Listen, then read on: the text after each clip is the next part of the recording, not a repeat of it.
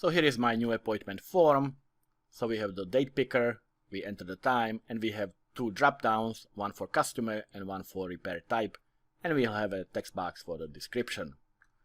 So I'll just double click the form, and first we're going to bring in some objects, and we need the appointments, repair types, and customers. So they all can be private,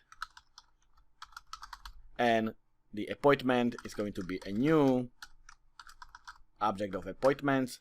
Then we have the private repair type. So it's gonna be repair type, which is gonna be new instance of repair types. And then finally we have the customers. So I'll create a customer from new customers object. Now when this form loads, we need to populate the drop downs. So the first one is for the customers and one is for the repair types. So let's populate the repair types.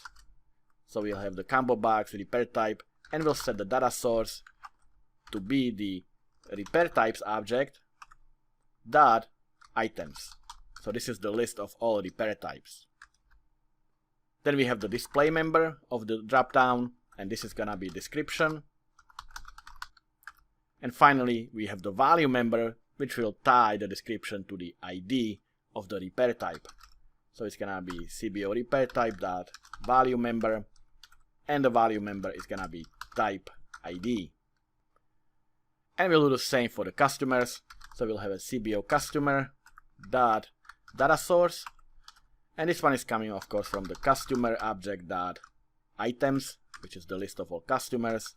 And then we'll have the display member, and the display member can be name of the customer. And finally we have the value member, which of course is going to be the ID of the customer. So let's see what's next here. So we'll have only two buttons, save and cancel. So I'll double click cancel, and when we do that we'll simply close the form. And next let's code the event that is triggered when the user clicks the save button.